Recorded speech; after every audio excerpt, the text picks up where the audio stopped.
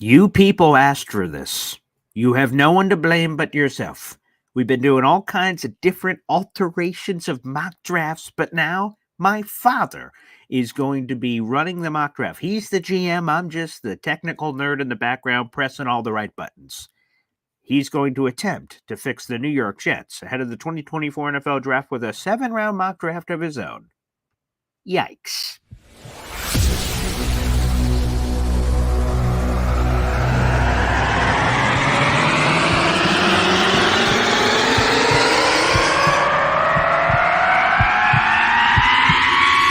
Zoinks! It is unequivocally the Super Bowl for New York Jet fans. Field Yates, baby. Field Gosh darn Yates. Let's bring him on the show. Come on, people. Connor Rodgers is joining the show. What's up, Connor? But Trevor Gosh darn Sycamore, baby, for me, personally, my favorite New York Jet of all time. Wow, it's great to be on. What an intro that was right there. Paul, nobody does an intro like you, man. Paul, you give the best intro of literally any podcast that I've ever been. I'm gonna lose my gosh darn bananas.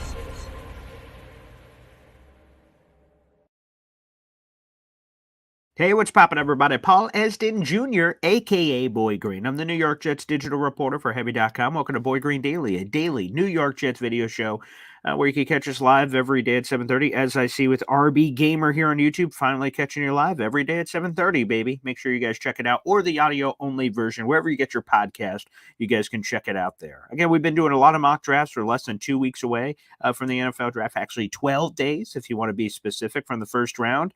And now it's time for a different version of Mock Draft Land, where we do a little hop on pop with my father running the operation and making all the selections. So, the Tommy Boy line. I've got a plan. Yikes. So let's see what that plan is. Let's bring him in. My father joining us here on the program. Good morning, Father.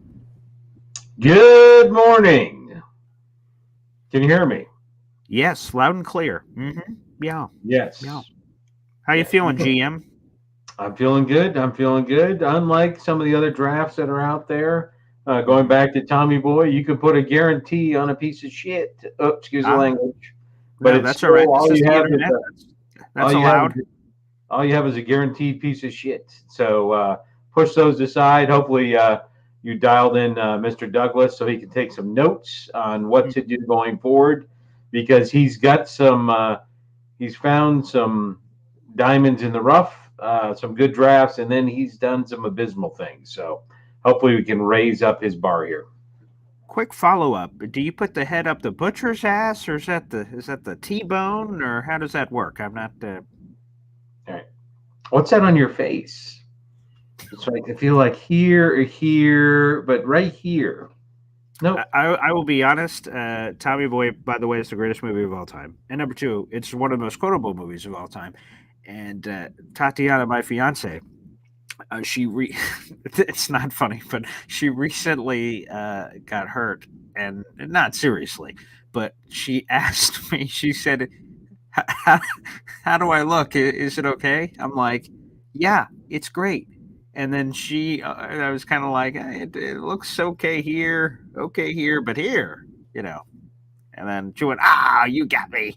So it was pretty funny. But, yeah. So Tommy Boy, baby. I got to rewatch it. It's been too long. That's got to be on a frequent movie watch list. There's almost had me tearing it up there a little bit. Love that one. Okay.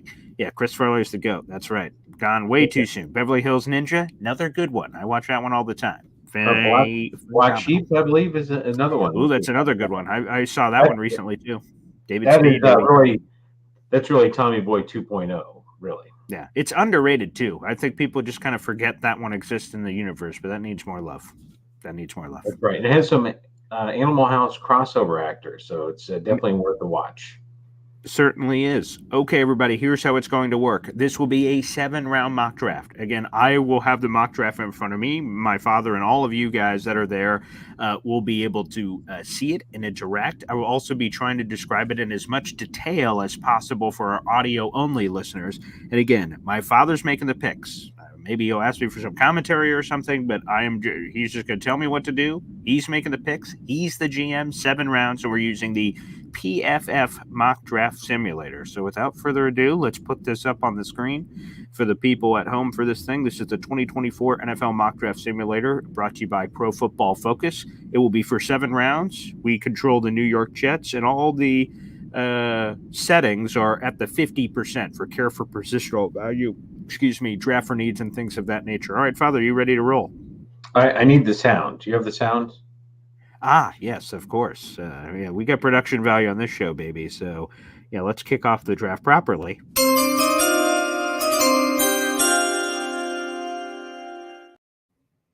Okay, beautiful. Okay, without further ado, we will enter the draft. We will start. Yeah, go ahead. Yeah, so that's like the winds of autumn, right? You get that, you hear that noise right there. You should be ready to throw down, meet up in the center of the ring. Are you ready? Are you ready? Right? Yeah. Big Joe McCarthy. Yeah. John McCarthy. I need like a Triple H. I've got one question for you, WrestleMania. Ah, you ready? Ooh, that's another one. I can add that video clip. I got to work on the soundboard. That's something I got to do. So without further ado, we will start this draft. And the draft is going pretty chalk so far. I'll recap it before we get to our selection here coming up. Yep, it's basically chalk. It's how every top 10 kind of goes. Caleb Williams goes first overall. Jaden Daniels, Drake May. That's 1, 2, 3 at quarterback. Marvin Harrison, number 4. The LA Chargers take Malik Neighbors out of LSU.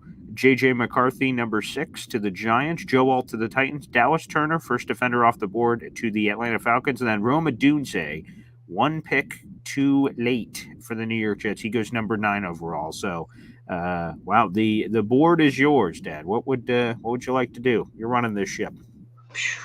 Oh, this is a pickle. This is. I've done a few of these, and what I wanted. I'm going to proceed with what I want to do. I did watch Woody's draft, my other son, and him and I had the same mentality, and unfortunately, the PFF calculator does it wrong. So I'm still going to go with my plan. In reality, what the computer does is probably not what would happen in real life. So I'm going to offer a trade. Okay. To the New Orleans Saints. Okay. 1 second here. We'll get that up for you. Why it's monkey's operating the spotlight over here. So there we go. New Orleans Saints. Okay. What's the trade offer? Yep. I want 10. I'm going to give them 10 for 14. Mm-hmm. I want their second round pick. Okay, so it would be 45, okay. And I'm willing to give them pick 257. Ooh, Mr. Irrelevant, okay. Relevant, because that pick is irrelevant. I'm going to give them 257 and then our third round 2025 draft pick. Okay. Let me see. Let me make sure I pull this up properly. I don't know if it's the. Let me take off 257 to see if that's what it is. It looks like they are not interested in trading for that. I will go there instead. Still not interested. Like 0% apparently. Well, yeah, that's a little aggressive. That is aggressive, and that's unfortunate.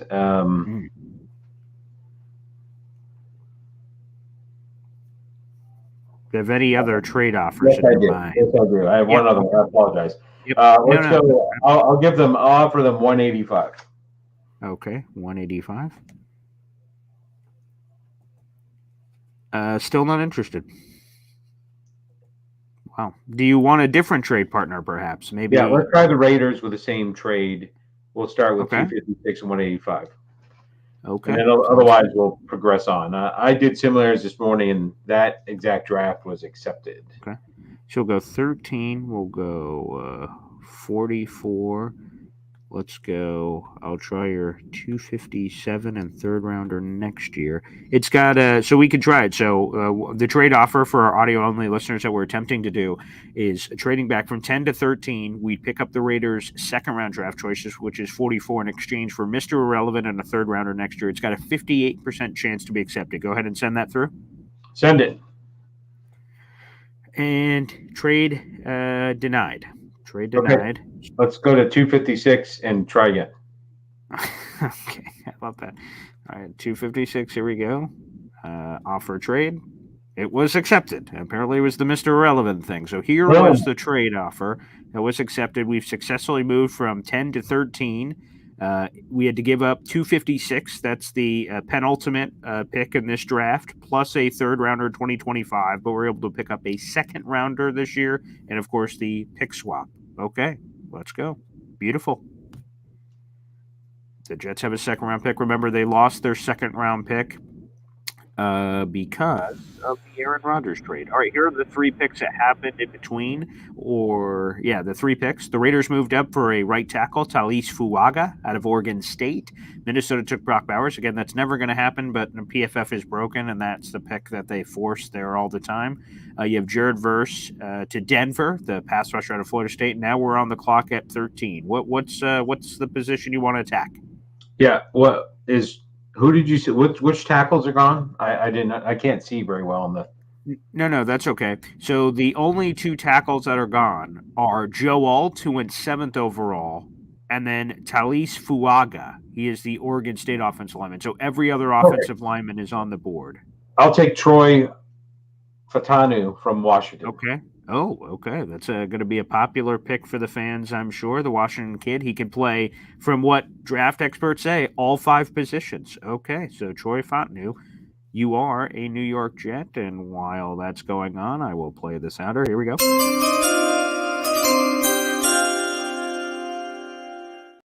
That's a popular pick among Jet fans as we're waiting to allow them to advance to the second round. That's a very popular pick and allows that 6-man quotient for basically every position on the Jets' offensive line. So that's compelling. I'm sure the fans are loving that right now. So, yeah, just for the record, my goal was Bowers at that pick with the backup. I believe he would still make it there. Me too. And, that would give me the second round pick. But the clear backup was a tackle. So, okay, let's roll over. Now we have pick 44 in the second round. That again, this was via the Raiders from that trade. All right, we had some interesting players come off the board here. Okay, what's the position you like to look at, or overall, what places do you want to look? Yeah, I don't have to look. I'm going to take Zach Frazier, West Virginia. Whoa, the center. Okay, all right, there you are. Let's go with some more offensive line. You're building this thing from the ground up. So Zach Frazier is the 44th overall pick. We'll once again play this. All right, I like the conviction here for these picks.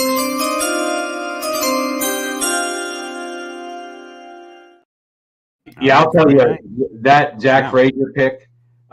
He is a top 15 pick if he didn't have an injury last year.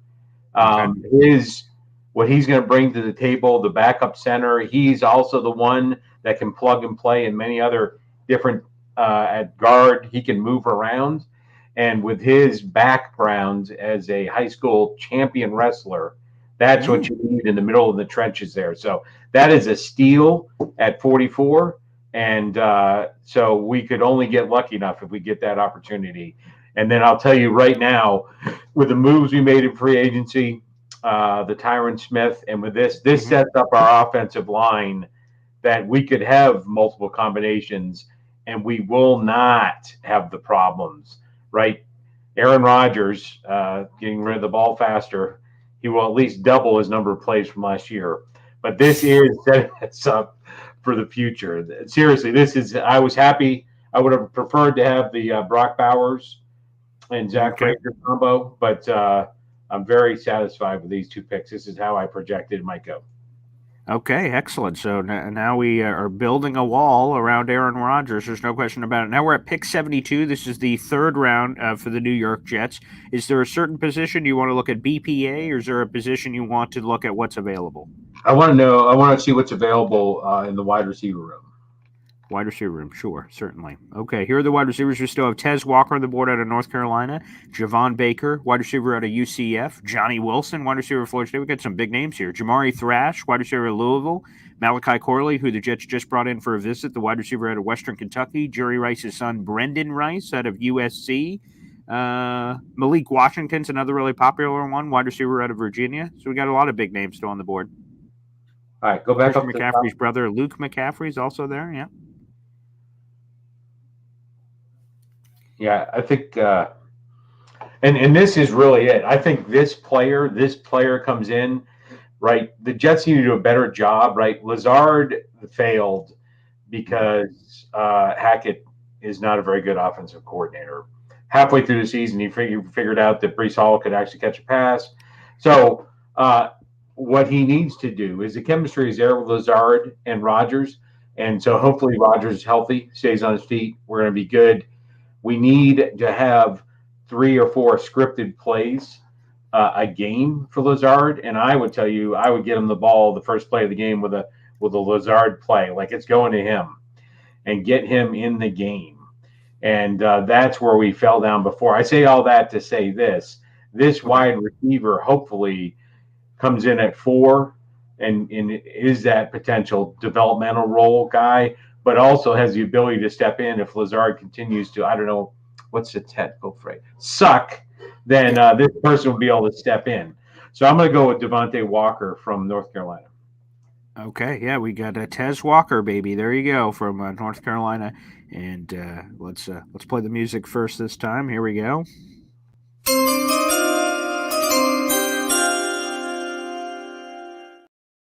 Had a few NCAA issues, which stopped him from playing for a piece of the season until, of course, the Syracuse game. Then he was magically granted access back to the team. Not sure how the hell that happened, but neither here nor there, I suppose. Talented player. Sometimes he's there, sometimes he's not. Some people had him in mocks in the first round earlier in this process, but he's been slipping and sliding down the board, which obviously is to the Jets' benefit here. Catching Tez here. So that's very nice. But there's a lot of really, really good wide receivers that were still there at 72, which I like a lot. So very nice. Now we're going into the 4th round. The Jets have a pair of 4th round draft selections, number 111 and 134. 134 is the pick swap that happened with Baltimore. So it's a 111 and 134. Was originally 135, but the 49ers were penalized for messing around with their payroll. So the Jets bumped up one extra spot in the 4th round. So thank you, 49ers cheaters over there. Excellent. We appreciate you. All right, now we're at pick 111. We've gotten a couple offensive linemen. We've gotten a wide receiver. Are you staying on offense or jumping over to defense? No, we need to look at the safeties. Safeties. The safeties. Okay, yeah. Apparently, Ashton Davis is not enough for you.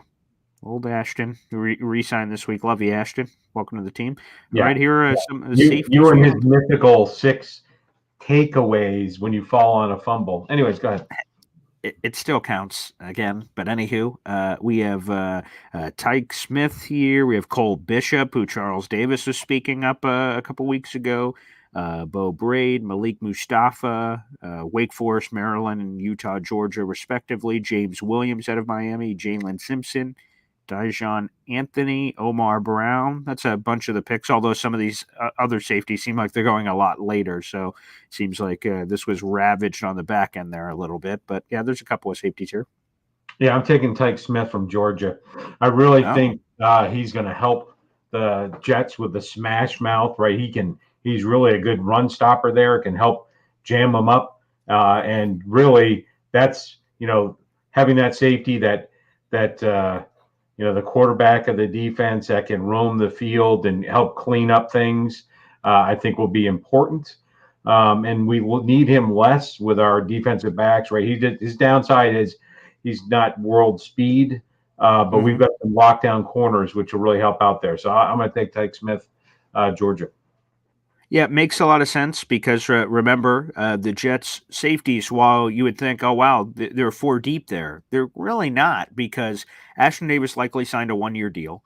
Chuck Clark only signed a 1-year deal. You have Tony Adams, who's on that UDFA contract, and then you have Jerick Bernard-Converse, who's on a rookie contract, but we didn't get to see him last year because of injury. So the position isn't as deep as it seems. So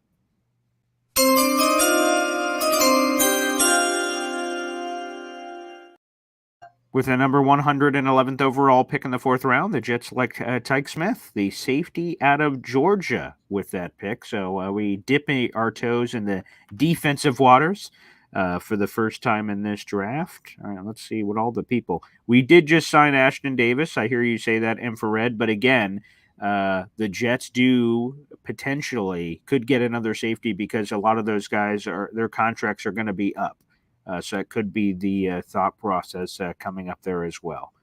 Yeah, and let's be clear that Ashton Davis only played 19% of the defensive snaps.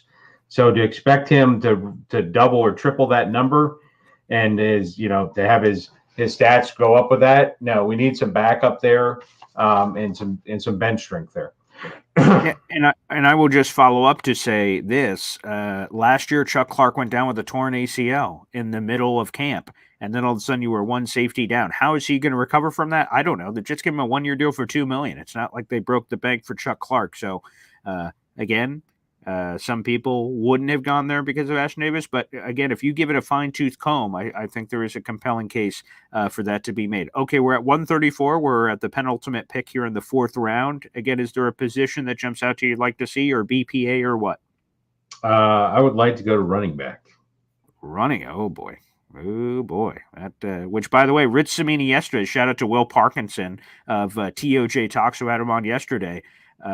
Rich Cimini said they will absolutely add a veteran running back. But the other thing I would mention, so running backs on their minds, but the other thing is also this, that Joe Douglas has drafted a running back every year that he's been running the Jets. So we could be there. Okay, here are a bunch of the names that are on the board. Braylon Allen, the running back out of Wisconsin. Will Shipley out of Clemson. I remember seeing him here in ACC country.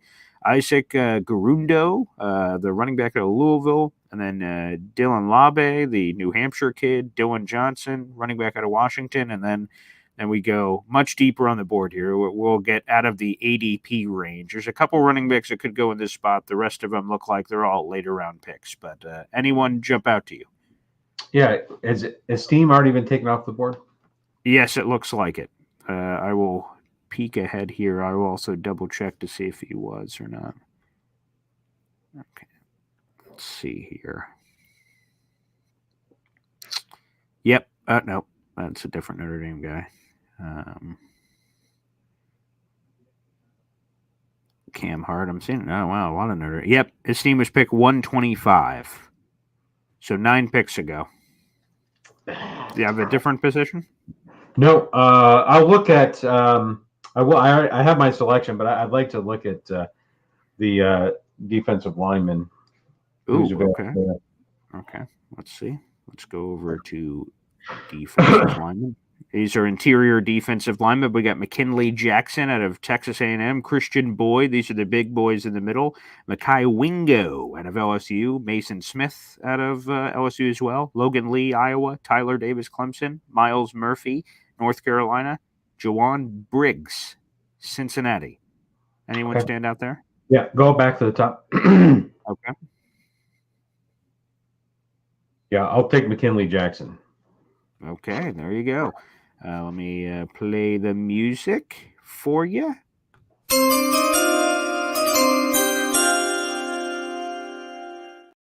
Rich Cimini also telling Will Parkinson that the Jets absolutely need another defensive tackle, despite people not thinking that.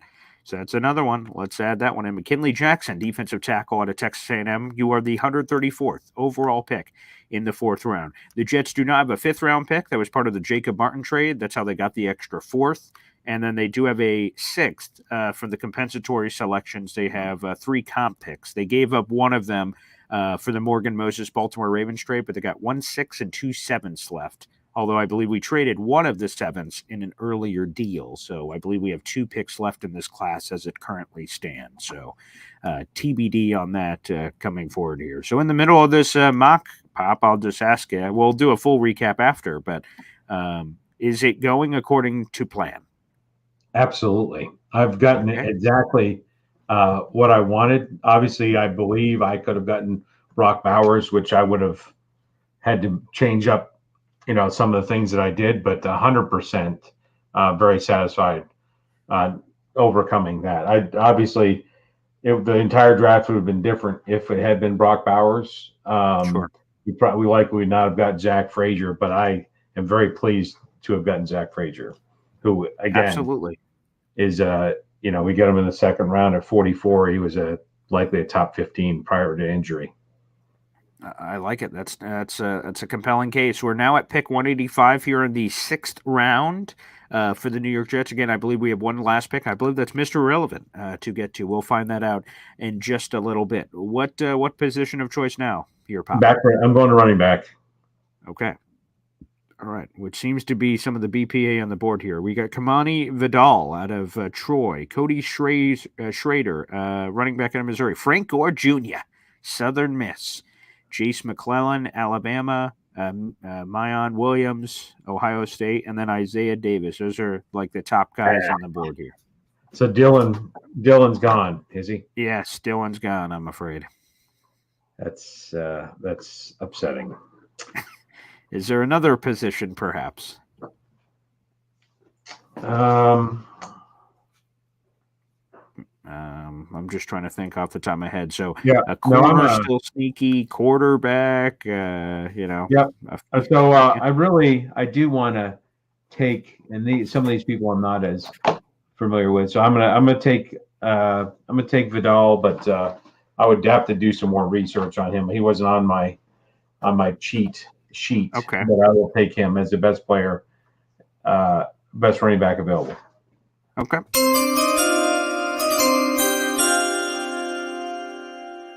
Sure, I kind of pull up his stats real quick here for him. Let me see what Vidal had this past year, the Troy running back.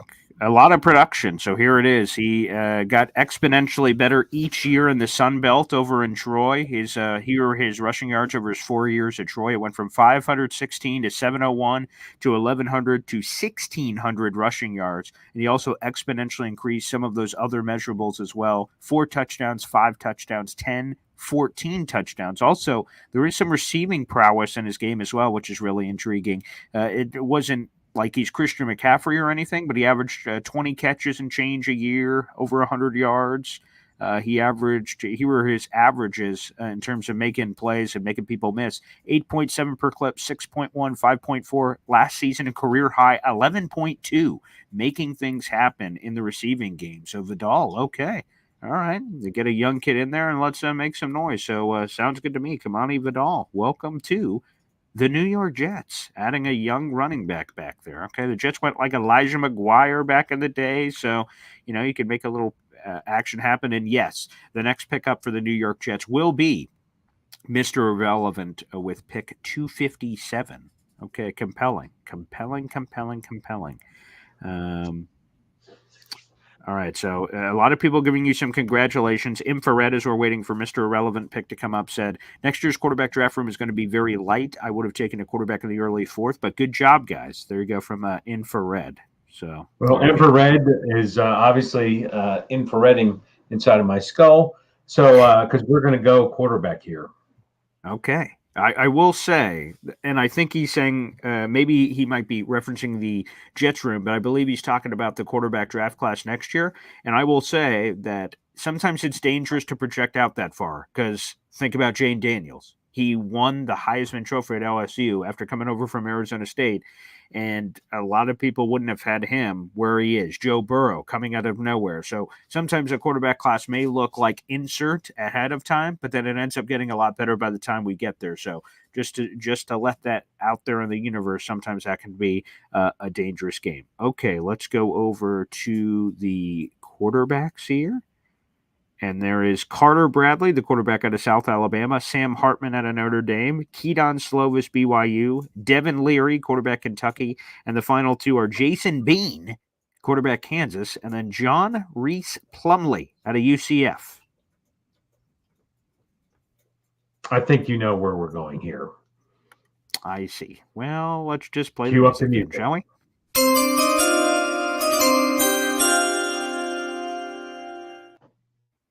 Sounds like we're going with Goldilocks, the former Wake Forest superstar. That would be Sam Hartman, quarterback out of Notre Dame, who is still available here. and He's the he is most selected. relevant Mr. Irrelevant ever. So is Quarterback he of our the Brock future for Purdy? the New York Jets. Yeah, so I ask you this: is he our Brock Purdy? I believe he is. Ooh, okay, So all right, nice. if we're going to go through these just real quick, I would Yes. tell you that I would love Brock Bowers there, but the first two picks, very happy with Tez Walker, solid. The safety, I tell you that I really couldn't be happier with how the draft went. I would have preferred if we were able to pick up either the kid from New Hampshire Right, Dylan or Labe. Yep. Audric Esteem. But Yes. I'm very pleased with how it came out, and I think really addressing the offensive line. That's how we're going to be successful, and then providing another weapon for Aaron Rodgers, and then showing up our defense in there. They're in the middle of the draft, so no, this is and little thunder to our boys Lightning there at running back, and then Resall, the sure, quarterback of the yeah. future. So yes, very pleased. Let me ask you this. So you said that again, the plan in that mini trade back was Brock Bowers, but unfortunately, the PFF system it forces Brock Bowers earlier than he normally would go. Probably. If you successfully got the player wanted at Brock Bowers at 13, does that change all your other picks, or is that just the lone change that would have transpired? I probably would have. I'll tell you, Zach Frazier was Okay. Zach Frazier to me was the lightning in a bottle. That he was still available at 44 was a luxury pick, if you will. Okay. And so that would have gone differently. I would have had to address the interior line later, and I would have looked potentially sooner here for wide receiver and even running back based was who's on the board, right? I knew where I was at running back when I got in the third and fourth round that I was willing to wait, but I would have really been peaking in at those positions earlier. But no, I expected Troy to be around as a second option. I knew that was going to be the option, and I was hoping that Zach Frazier would have still been there. But yeah, I would have had to go offensive tackle, likely best available with the second round if I'd had Brock Bowers. So yeah, that's how it would have shaken out in my head. Interesting. Okay, so we will, guys. I appreciate the Whitney gave you an A. Okay, all right. People are loving what you did here, but we will let the Twitter cesspool. I will throw this out to them and tell them my father made this mock draft and to scream whatever nice or horrible things at it, and they will certainly have no problem with that. They normally don't need me to prompt them to do those things. So we will be putting this up on social media shortly after the show. So keep an eye out for that, everybody. We will have that out, and you guys can vote on that. We'll also put that out on Instagram as well, and the YouTube community channel. So you guys will be able to check that out in any level. To the 500 people that are in the room right now, make sure you guys like the video, hit subscribe down below. That's a free way to contribute to the show. If you'd like to go the extra mile, join the Boy Green Super Fan Club. We're over 20 members now, so thank you, everybody. For a small fee every month, you can support the show. You can stand with Boy Green, as I see over there from Paul Esden Sr. Feel free to do so. We'd appreciate it. All right, Pop. First off, is there a story time that you'd like to get to here? Is there something else stuck in your craw? Yeah, I would say something stuck in my craw today. I would like to recognize that Boy Green and I, for the better part of his life, have been big mixed martial arts fans, and today is UFC 300. That card is stacked, racked, and packed from top to bottom. As a matter of fact, this is an autographed Dan Henderson. Ooh, Hendo. Okay. Dan Henderson autographed hat here. So cool. yeah, so we've been fans for a long time. As a matter of fact, if you would cue up the photo. Oh yes. Okay. So in the world of world's best fathers. Yeah, wow. Right? That's tossed around a lot. Yeah. Let me ask you this, Okay. for everybody that's on the show. how many fathers took their sons and flew them to a UFC on the day of their 21st birthday and got to meet Uriah Faber. This was UFC 172 with Central New York's own John Bones Jones. Yes. When he defeated Texera. We had phenomenal seats, a phenomenal day, the whole experience. And again, this is 172. One day, Boy Green and I will go to Vegas for Fight Week. Where a lot of times they double stack and pack. Friday night a UFC fight night, Saturday night a UFC, as well as a whole experience. But this was really, and another show in the future we'll go through annually.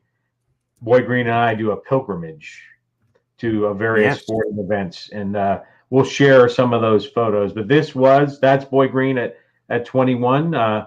He was on the cusp of achieving puberty here. That's it. But it was great. This is the day at 11 o'clock in the morning. We are in the harbor in Baltimore at the Hard Rock Cafe with PJ Boy Green having his first alcoholic drink. Having his first alcoholic drink at the Hard Rock right before we went to the UFC experience. So I know that I think to a lot of people, there is a wink, wink. We're having alcohol for the first time. So you guys can take this for what you want. You can believe it or not, but Boy Scout honor here. To me, the first time I had a drink of alcohol was at 21. I thought, and I know a lot of people are going to be like, this is an old man take here or something. But to me, the 21st birthday thing, for it to mean something, you have to have not drank previously or it's nothing. So I really, when I can't remember when my father told me this crazy ass trip to UFC Baltimore was going to happen, but I had never had a sip of alcohol until that moment on my 21st birthday when me and my dad had a Miller Lite in our hands and we cracked it in each other's hands, and then Stone Cold Steve Austin out of the Hard Rock Casino. That is the first time that I ever sipped alcohol in my life. And then Tatiana's already told me that's my fiance. Tells me that's lame because she said everyone drinks before their 21st birthday. I said, not me. I wanted it to mean something. So that was the first time in my life that I ever had alcohol. That is true. So there's no wink, wink. 1,000% true. Boy Scout honor, baby. That is true. The John Jones shirt is nice. I need to find that because that's a sweet ass shirt that I'm wearing. Nice Rolex on. Very nice. Me and Uriah. That's a really cool memory. By the way, I have the UFC 172 card up. Whoa, mama, this was quite a card. I remember it being quite a card, but having it up here, you have John Jones taking out Glover Teixeira, defending his title. You had Phil Davis versus Anthony Rumble Johnson, God rest his soul, who is no longer with us. That was an awesome fight. Phil Davis back in that was 17-4. You had Luke Rockhold winning by submission as a middleweight against Tim Bosch.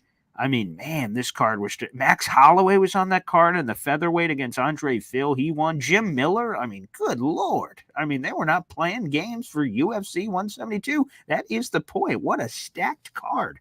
It was spectacular. I thought it was great, but it's even greater than I thought. Right. And I'm not going to dive into this now, so maybe we get some phone calls, something like that. Next week, we'll talk about where Boy Green stands in the Parthenon of drinking. So we'll have some photos. Oh, boy. Some, good experiences there. And, so definitely tune in next week. We'll go into the history of Boy Green's drinking expertise, if you will. And so he does take after me in many ways. Hardworking, a man of integrity, a family man, a stand-up guy, and there are things that he does not take after me for, and we'll just leave it at that. Oh boy, that's quite a story. So Uriah Faber, I loved seeing this photo. It's been a little while. There we are, me and Uriah Faber. Cool guy. Sometimes I see that someone said, like Infrared said, I took my kid to meet Garrett Wilson last year, but this is excellent. Good job, guys. I'll tell you, I've had the great pleasure in my business of this digital media, with a Roma Dunze interview coming up next week, or my radio job, meeting guys like Floyd Little, a Pro Football Hall of Famer, God rest his soul, and so many cool people. Again, it is humbling, all the cool people I've gotten to meet. But sometimes you meet people and they're not what you expect them to be, or they're not, Uriah Faber was a super cool guy, and I'm sure he had been meeting bodies all day long. And I think the cool thing is when I met him, it was like I was the first person he had met the whole day. And he could have been really crappy or whatever. So it was really cool, I thought. Excuse me, for him, for a cool meeting. So really big shout out to Uriah Faber, baby. Faber, good guy. All right, you said you want to open up the phone lines, Pop? Okay. Very good. Okay. Yeah, I think we get about 10 minutes more before I have my big breakfast that your mother is making. Okay.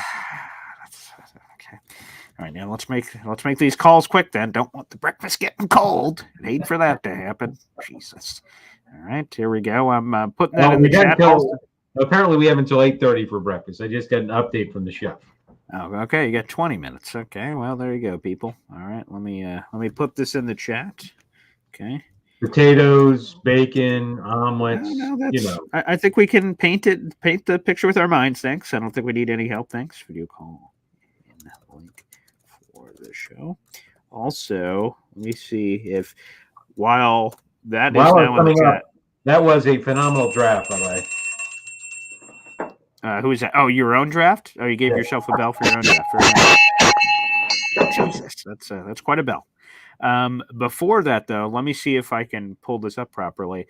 I don't believe you saw, because you hopped in, the picture that is the picture of this video. So I will try to see if I can pull that up real quick. Let me see if I can find this real quick as we're waiting for calls. We should. Okay, great. I'll pull this up for you so you can see it. People were asking what's going on in this picture, so here we go. Let me put this up on the screen. People may have already saw it if they clicked it on YouTube, but here it is. Okay. Can you tell us what's going on here, Pop? What's going on there? It's still loading. Nope, but you should see it. Yes, that is Boy Green and I on the way to Cortland for Jets training camp. That's me wearing a Plexico Burris jersey. And I've got the Geno Smith jersey on, so this tells you where we're at in history, baby. But yes, that's my father. That's me heading to Jets training camp. I got the chain on, a lot less beard. I used to have like the one or whatever, like there was a beard there, but it didn't have, it was just close to the skin. It was kind of nice, less upkeep. Less beard back then. Is it ironic that you're wearing the Geno Smith jersey and you're making a fist like you're going to punch yourself in the nose? That's unnecessary, and look at Geno. Look what he's done for himself.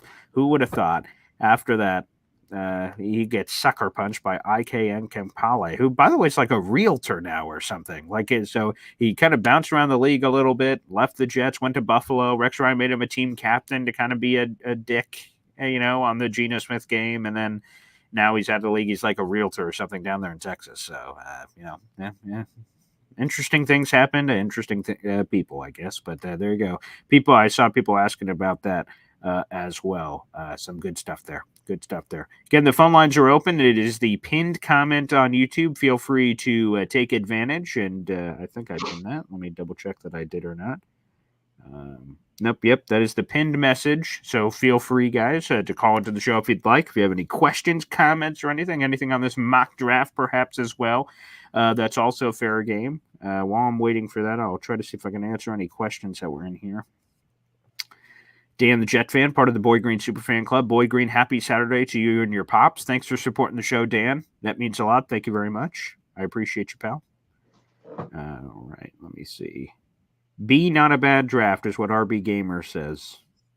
And, okay. And Tony Alexio says, we enjoy your father's input into your show. With a winking emoji. I'm not sure what the wink is for. Oh, but not sure what that is for. But thanks. I appreciate that. Thank you very much. He's been joining the show for, I was feeling more like an A minus, but we'll take it. Yeah, Whitney gave you an A. That's very nice. And then Infrared says, now A-Rod, go win us a gosh darn Super Bowl. Okay, with some clapping emojis. Seem to be a big fan of that draft. Let's see. People are saying, let me ask you, Pop, because we're getting this kind of question. Like, oh, wow, Sam Hartman could sit behind Aaron Rodgers for the next 3 years. How many years is Aaron Rodgers playing? Well, this could be a show by itself. Wow. Okay. So, well, then I don't want to spoil it. Then I guess. Okay. I would really, yeah. I am, and this comes from the heart. I believe that the signing of Aaron Rodgers is, and will be remembered as a mistake. You're talking about the trade, right? Yeah, bringing him onto the team. Oh, was a okay. mistake. Yes. Right. Okay. Yeah, and for many reasons, and maybe we'll go into that at a future show. But the bottom line is, I think he's got a season left in him. I think, I hope better, but I think he's got a season left in him. But I think, I'll just put it in a nutshell. The tagline for a future show is, right, the trade for Aaron Rodgers set the franchise back. Okay, we will have to. I will do the Will Ferrell and Anchorman. We will agree to disagree. Is where we'll go there, but I'm sure we'll trade some fisticuffs for that one. I have Nick joining us, also a member of the Boy Green Superfan Club. He says Tyrod Taylor was a wasted choice at QB2. He's mediocre at best, 34-year-old. We don't have a solid QB2. Speaking of agree to disagree, Nick, I love the commentary, so guys, keep it coming, and we'll react to it, whether you're calling into the show or giving comments on YouTube. I completely disagree. I think Tyrod Taylor is one of the better backup quarterbacks in all football. He's been around.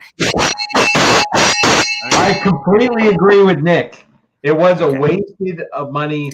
We should have gone for somebody, right? Instead of a rental, I think we should have gone for the Stachio, right? We should have gone for the gusto with my man Minshew. That's who we should have gone for. Here's the thing. A lot of people, again, I have to unfortunately agree with Woody, which I hate doing, is that Woody believed that Gardner would sign a nice contract, which he did, 2 years, $25 million, so a lot of money there, and it would be in a chance to compete, which I believe he's in Vegas now. So he wasn't coming here. The Jets weren't paying that money, and also he wasn't coming here to be a straight-up backup. So Minshew wasn't going to come here. So then who else? I don't know that. What do you mean? He's competing for the starting job in Las Vegas and got a pile of money to do so. What reason would he have to come to the Jets? Yeah. So Frank had a question I just want to get to, right? So what would I have done at quarterback, right? Yeah. The Jets defense, right? This Jets talented team needed a Trent Dilfer, if you will. That's who they needed. They needed somebody. Right. So we'd have to go back and see who was available last year, et cetera, et cetera. We didn't need an NFL MVP. We especially, and I'm going to start talking, we especially didn't need someone, whoever was he, Kwanzaa or whatever that stupid crap he does, or he goes into the darkness or whatever. That ayahuasca. Yeah, sure. Anyways, we needed a team player for the future. We needed somebody that could manage the team, and we didn't need an MVP. With this defense, you don't need it.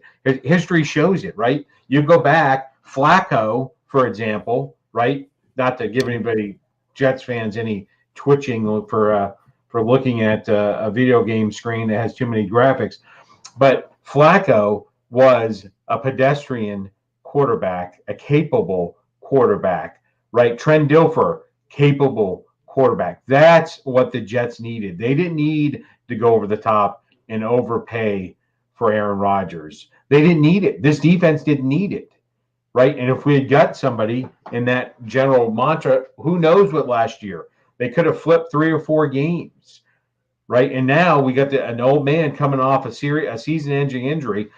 He played 4 snaps. I think we could have done better. Okay, so a guy that the Jets could have pivoted to, Derek Carr. You think the Jets would be in a different position with Derek Carr right now?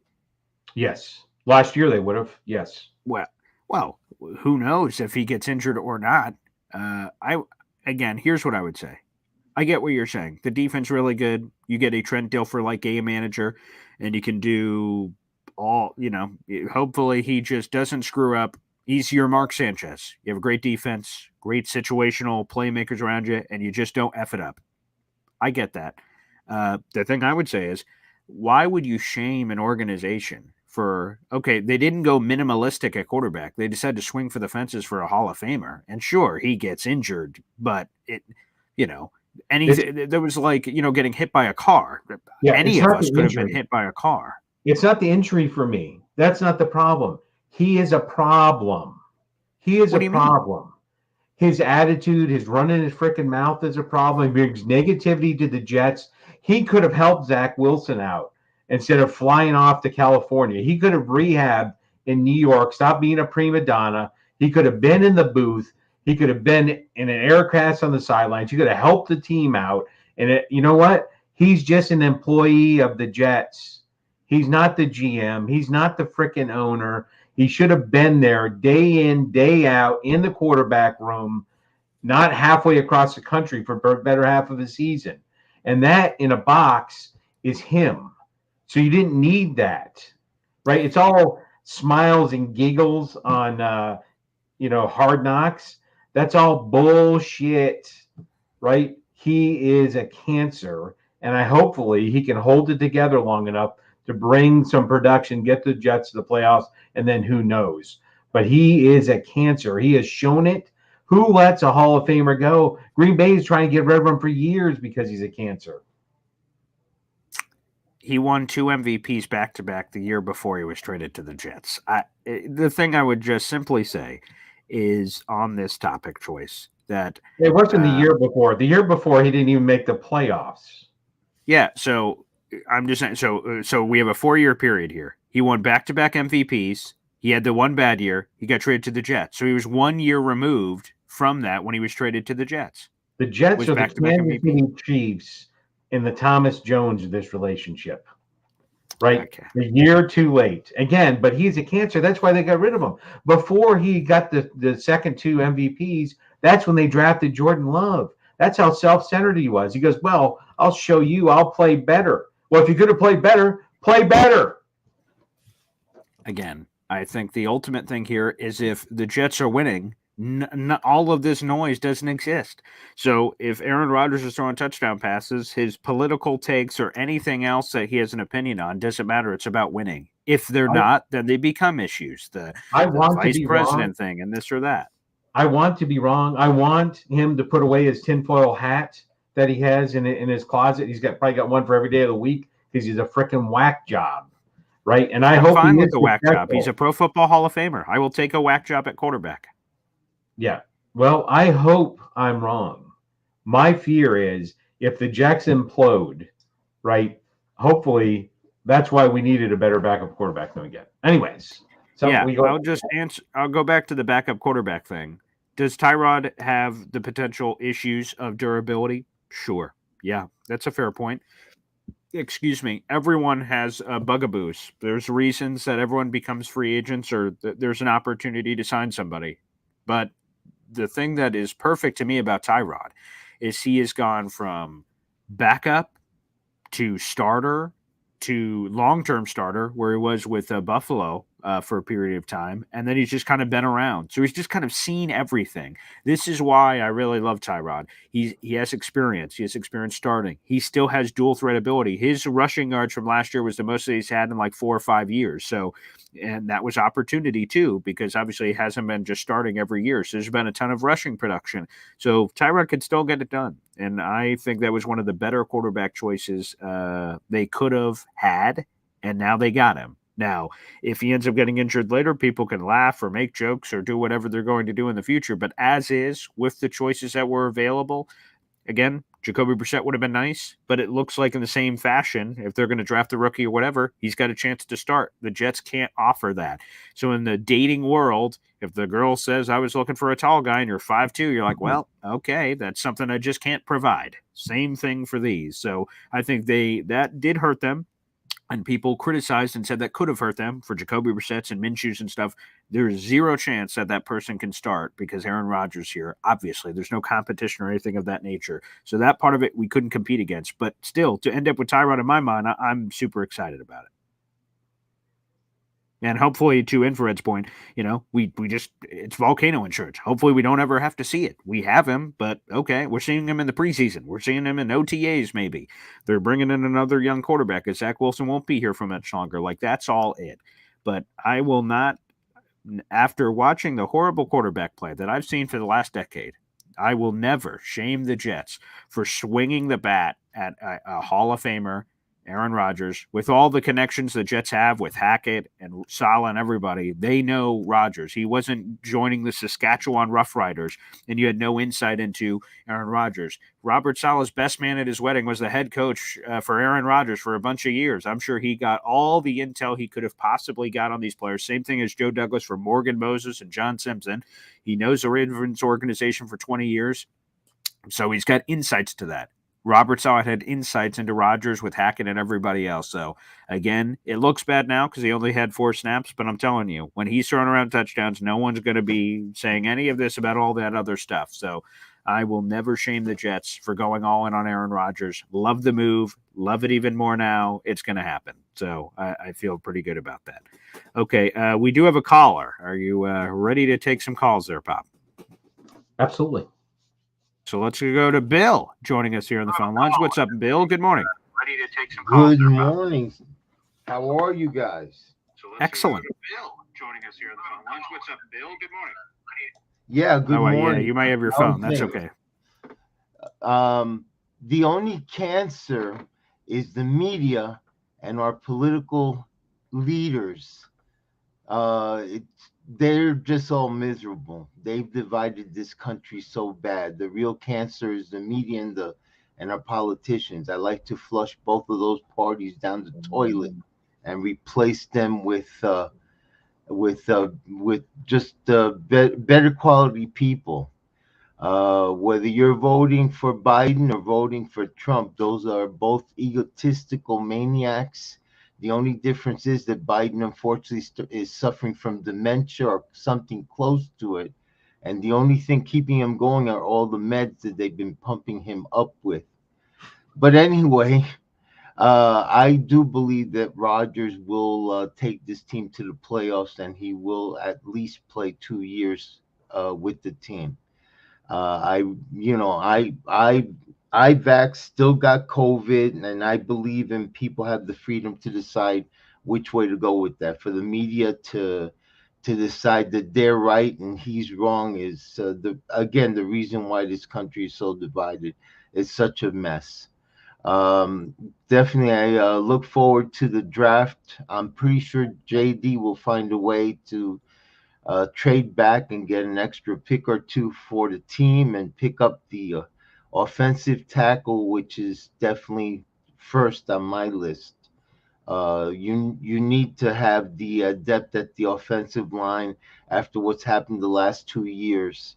I know Roman Dunze and these other guys are gonna, these other offensive weapons are gonna look so good to us, but if you at least add a couple of offensive tackles to the team, they're not going to be wasted. They're not going to just be sitting on the bench all year. They're going to definitely see some action.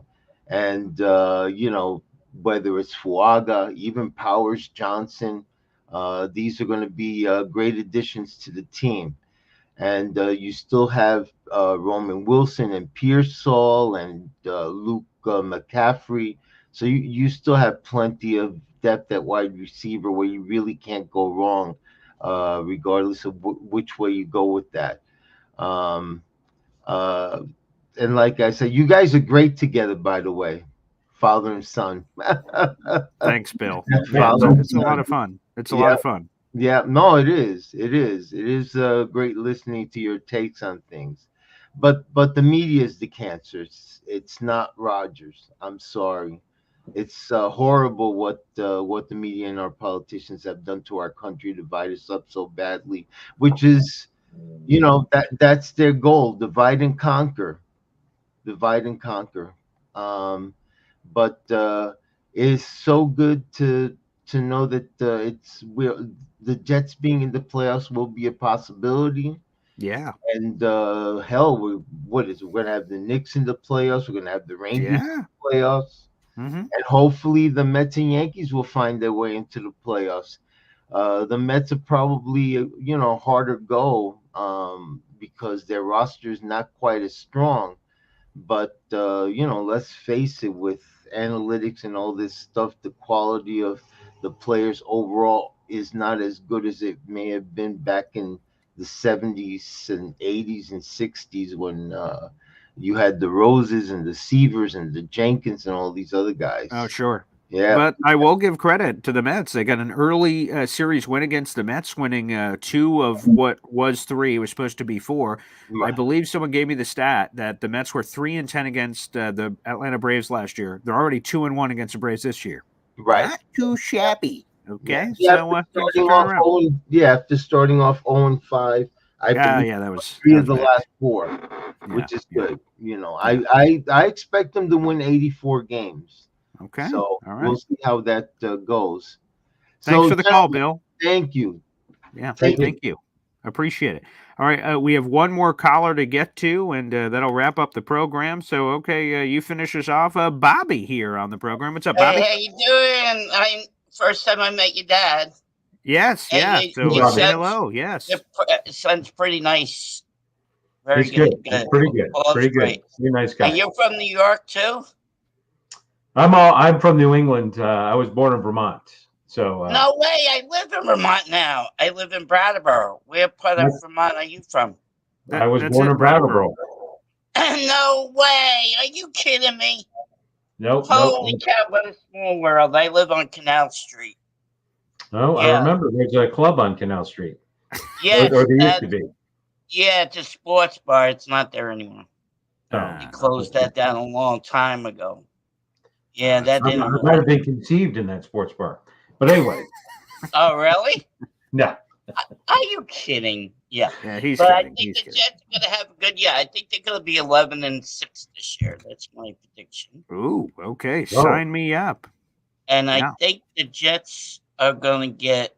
I hope they do work on their offensive line. You could get wide receivers in the draft still. If you get Joe Alt, you need him.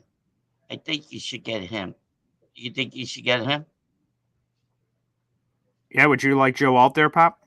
Yes, yeah, absolutely. If he was available, every time I ran it, it was 50-50. But if he was on the board, 100%, I would take him. And that's you're unlikely going to be able to trade back and get Joe Alt. So move up. That's right. Move up, yeah.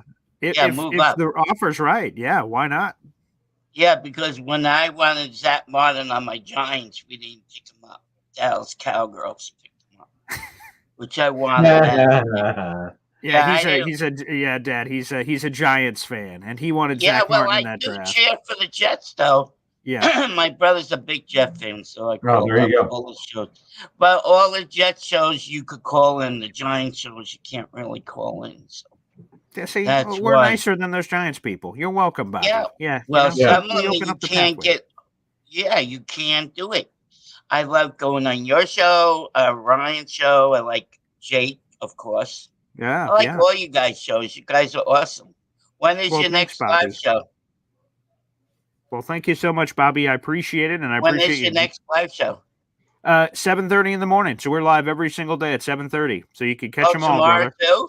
Yes, sir. Every day. Well, you even go Sundays too. Wow. Oh, yeah. Even God's Day. We put it in. Nice to see you, Bobby. Thank you. See you, Bobby. All right. And I will just end with this. We had a YouTube super chat coming in and trying to delay my father's breakfast as long as possible. I appreciate it very much. Golden Robert with a nice $10 super chat. He says, question, QB1, A-Rod, Breece Hall, RB1. They play 6 in the box against NYJ all day long. See, this is the part that's really exciting for me, is that Breece Hall had this spectacular season last year. He appeared in all 17 games a year after tearing his ACL. And, of course, let's be obvious. Let's be honest. The quarterback situation was terrible for the New York Jets, and Breece Hall was still able to do what he did. He had the second most productive receiving season in Jets franchise history with his 76 catches. Rushing numbers were a little lower. They tried to get him over the 1,000-yard hump. The Jets haven't had a 1,000-yard rusher since 2015. That was Chris Ivory. But now with Aaron Rodgers, defenses are going to have to make a decision on a place-to-place basis where they're like, oh boy, are we loading up the box preventing Brees? And if that may happen, I will say, where they dare Rodgers, let's see how good he is coming off the Achilles. And if he starts lighting them up, they're like, oh boy, we got to back some people off, and then Brees goes off. So if I had to guess, I think they will dare Rodgers to beat them early because you know that Brees Hall is this freak. And then perhaps Rodgers can immediately put him in their place, or, to other people's points, maybe he will show some signs of the age or God knows what, and then maybe they can play it that way. So I do believe it's going to be this win-win scenario with the facing off for Brees. To have Aaron Rodgers is going to unlock him in other ways. Mike Williams is going to help unlock Garrett Wilson. And plus we have the draft. So who knows? Are we following Dad's plan, getting a bunch of offensive linemen, getting Brock Bowers? Who else are we getting? But it's a compelling case, Golden Robert. It's going to be a lot of fun. Go ahead, Pop. Yeah, we need to get an explosive running back, a pounder, if you will, a Marion Barber, rest in peace, type of running back to complement Brees Hall. That's what I really like to see, and that's why Audric Estime would be that. He's not going to outrun you, but you don't want to stand in front of him. And with what he displayed in the combine, is really kind of plays that out with his the long jump, the vertical leap, the power in his legs is phenomenal. So I think that is a key piece in the draft that we could get. If we could get Zeke on the cheap, that'd be fine. Sure. And this is what. If we had played Cook better, play called the pounding better, I don't think it was. There's some of the gas in the tank for Cook, and I don't believe the reason his experiment didn't work out was primarily Hackett's fault. That's my opinion. Yeah. Again, we've had this conversation. It's funny, not funny. Le'Veon Bell a couple years ago. Was it Adam Gase? Was it Le'Veon falling off a cliff? Was it Dalvin Cook? Was it the play calling? Or was it this? Or was it that? I don't know. Again, I'm getting proven wrong each time that I'm saying, oh, no, it was definitely us. And then Le'Veon Bell does nothing after. Dalvin Cook, I'm like, boy, I think it was a little bit us. But then so far he's done nothing after. So, I guess the proof will be in the pudding ultimately to see on that perspective. But Golden Robert, very excellent question here on the YouTube Super Chat. We appreciate you. Well, that'll wrap up the show. I don't want my father's breakfast to get cold. That would be terrible. But thank you, everybody, for tuning in. Means a lot. Whether like Golden Robert going that far for $10, that's amazing. It means a lot when you guys are able to contribute in any way, whether it's free, liking the video, or hitting subscribe. Again, we have 700 people in the room. So please, if you're watching on YouTube, or even if you're not, you can hop on over to YouTube, youtube.com/boygreen25. Make sure you guys like the video, hit subscribe. Again, Rome Odunze. That interview is happening this upcoming week. So in a couple of days, we're going to be chatting up with Rome Odunze, a potential top 10 pick in the 2024 NFL draft. If you guys want to see that interview, better subscribe so you don't miss the action. We appreciate you, Pop. Thanks for popping the mock draft cherry for you this offseason. Very nice. And we'll see what the fans say. We'll be putting that out on social. All right. Everyone have a great weekend. And tune in next week for the drinking exploits of Boy Green. Oh, boy. What a tease. And we'll be back on tomorrow morning for Boy Green Daily on a Sunday. Take care, everybody, and we'll see you. God bless.